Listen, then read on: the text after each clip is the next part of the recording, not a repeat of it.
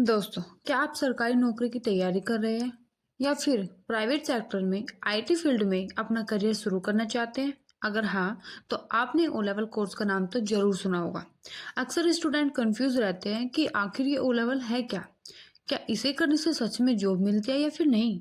और सबसे बड़ा सवाल, क्या आप इसे घर पर बैठकर डायरेक्ट कर सकते हैं या फिर किसी इंस्टीट्यूट को 20 से 25 हजार रुपए दे? तो स्वागत है आप सभी का हमारे चैनल पर। आज की इस वीडियो में हम नैलिट ओ लेवल कोर्स का पूरा ऑपरेशन करेंगे। 2026 के नए सिलेबस से लेकर फीस, एग्जाम पैटर्न और जॉब तक सब कुछ एक वीडियो में क्लियर करेंगे। तो जल्दी से डायरी और पेन निकाल लीजिए और वीडियो को शुरू करते हैं। तो चलिए सबसे पहले बात करते हैं कि ये ओ लेवल है क्या। दोस्तों, ये नैलिट मतलब national institute of electronics and information technology द्वारा कराया जाने वाला एक फाउंडेशन लेवल का डिप्लोमा कोर्स है। आसान भाषा में समझिए तो ये कंप्यूटर का एक ऐसा सर्टिफिकेट है जिसे भारत सरकार मान्यता देती है।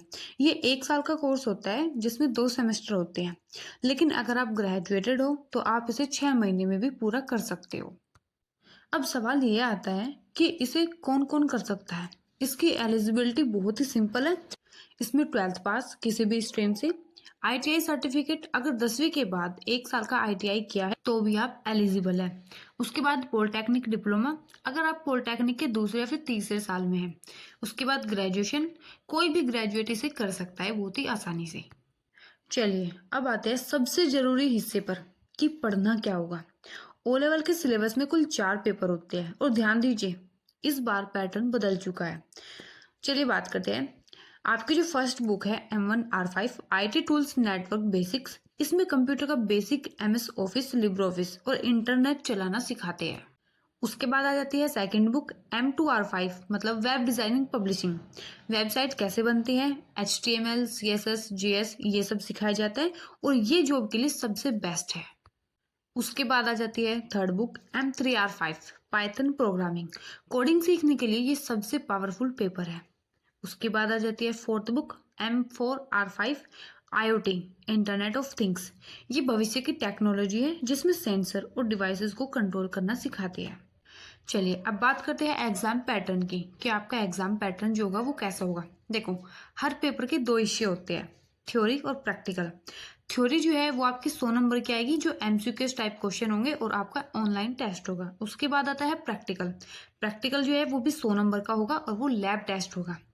देखो, पास होने के लिए आपको थ्योरी और प्रैक्टिकल दोनों में अलग अलग कम से कम 33% नंबर लाने होंगे, लेकिन कुल मिलाकर आपके 50% बनना जरूरी है। तो इस बात का आपको विशेष ध्यान रखना है कि आपको दोनों चीजें मतलब थ्योरी और प्रैक्टिकल दोनों में पास होना है और कम से कम आपको कुल मिलाकर 50% तो बनाना बहुत ही जरूरी है। ऐसा नहीं होगा कि अगर आप थ्योरी में पास हो गए, प्रैक्टिकल में फेल हो गए तो आप फिर से प्रैक्टिकल दे सकते हो। प्रैक्टिकल आप दोबारा नहीं दे सकते, आपको थ्योरी और प्रैक्टिकल दोनों एक साथ देने होंगे और आपको दोनों में ही पास होना बहुत ही जरूरी है। किसी भी एक चीज में अगर आप फेल हो गए तो आप फेल ही हो जाओगे, तो इसका आपको बहुत ही ध्यान रखना है। अब बात करते हैं फीस की कि इसमें पैसे कितने लगेंगे। देखो, यहाँ पर 2 रास्ते हैं, डायरेक्ट और इंस्टीट्यूट।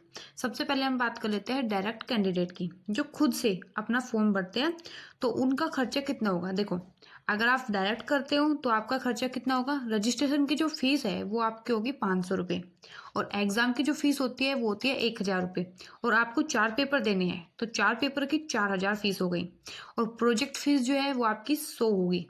कुल खर्च लगभग आपका 4600 से या फिर 5 के आसपास हो जाएगा। अब बात करते हैं इंस्टीट्यूट कैंडिडेट की। अगर आप किसी सेंटर से करते हैं तो वे आपसे अपनी ट्यूशन फीस तो जरूर लेंगे और नैलेट की जो फीस है वो 4500 तो रहेगी, 4600। और इंस्टीट्यूट की जो फीस होगी वो कम से कम 15 से 25 हजार तक रहेगी। तो आपका कुल मिलाकर खर्च क्या होगा, 20 से 30 हजार तक जा सकता है। अगर आप पढ़ने में ठीक हैं और यूट्यूब से पढ़ सकते हैं तो डायरेक्ट अप्लाई करके आप 15 से 20 हजार तो आसानी से बचा सकते हो। चलिए अब बात करते हैं ओ लेवल के फायदे के, मतलब इतना पैसा और टाइम लगाने का फायदा क्या है अगर हम ओ लेवल करते हैं। देखो, गवर्नमेंट जॉब के लिए मैं आपको बता दूं, यूपी पुलिस कंप्यूटर ऑपरेटर में इसकी वैकेंसी निकलती है। यहाँ पर ओ लेवल अनिवार्य होता है। उसके बाद RO ARO मतलब समीक्षा अधिकारी, कुछ पदों के लिए ओ लेवल मांगा जाता है। उसके बाद आ जाता है ग्रुप C एग्जाम। कई राज्यों में क्लर्क और कंप्यूटर असिस्टेंट की भर्ती में इसको CCC से भी ऊपर माना जाता है। अब वहीं पर बात कर लेते हैं प्राइवेट जॉब्स की। देखो, प्राइवेट जॉब्स में मतलब वेब डिज़ाइनर, पाइथन डेवलपर या फिर कंप्यूटर ऑपरेटर की जॉब आसानी से मिल सकती है, क्योंकि इसमें प्रैक्टिकल नॉलेज बहुत ही अच्छी दी जाती है। चलिए अब बात करते हैं क्या करें और क्या ना करें। ये सबसे ज़रूरी बात है, इसको ध्यान से सुनना है दोस्तों, वरना आपका सर्टिफिकेट जो है वो अटक सकता है। चलिए सबसे पहले बात कर लेते हैं कि आपको क्या नहीं करना है।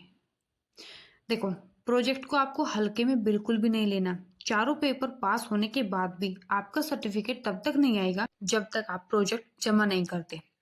डायरेक्ट वाले जो होते हैं वो अक्सर इसको भूल जाते हैं। देखो, प्रैक्टिकल से आपको बिल्कुल भी नहीं डरना। अब प्रैक्टिकल के नंबर जुड़ते हैं। अगर थ्योरी में आप पास है और प्रैक्टिकल में फेल है तो आप फेल ही माने जाएंगे। देखो, आपको गलत गाइडलाइन बिल्कुल भी नहीं चुननी है। डायरेक्ट स्टूडेंट्स के लिए प्रोजेक्ट सबमिट करने के लिए किसी एमसीए बी लेवल पास व्यक्ति के साइन जरूर चाहिए होते हैं। आप पहले ही देख लेना कि ऐसा कोई पहचान में है या फिर नहीं। अब बात कर लेते हैं कि क्या करें, आपको क्या करना है। देखो, पाइथन और वेब डिजाइनिंग पर फोकस आपको बहुत ही अच्छी तरह से देना है। अगर प्राइवेट जॉब चाहिए तो M2 और M3 पेपर को आप बिल्कुल भी ना रटें, इसको अच्छी तरह से समझें। और आपको ओल्ड पेपर्स, पिछले 3 से 4 साल के पेपर्स जरूर सॉल्व करने हैं। नेलिट अक्सर प्रश्न को दोहराता रहता है। चलिए अब बात कर लेते हैं रजिस्ट्रेशन वैलिडिटी की। आपका रजिस्ट्रेशन 5 साल के लिए वैलिड है। अगर एक बार में आप चारों पेपर नहीं निकाल सकते तो आप एक एक करके भी दे सकते हैं। तो दोस्तों, ये थी ओ लेवल की पूरी कहानी। अगर आप सरकारी नौकरी में एक्स्ट्रा एज चाहते हैं तो ये कोर्स आज के समय में मस्ट हैव है। और अगर आप चाहते हैं कि डायरेक्ट कैंडिडेट फॉर्म कैसे भर सकते हैं या फिर प्रोजेक्ट कैसे सबमिट कर सकते हैं, तो मैं इसके एक अलग से वीडियो बनाऊंगी। अगर आप चाहते हैं कि मैं इसकी एक और वीडियो बनाऊं इसके ऊपर, तो नीचे कमेंट बॉक्स में डायरेक्ट ओ लेवल लिख दीजिए। वीडियो काम की लगी हो तो प्लीज़ वीडियो को लाइक करें, अपने दोस्तों के साथ शेयर करें और चैनल को सब्सक्राइब करना बिल्कुल भी ना भूलें। तो मिलते हैं नेक्स्ट वीडियो में, तब तक के लिए सीखते रहिए, आगे बढ़ते रहिए। जय हिंद।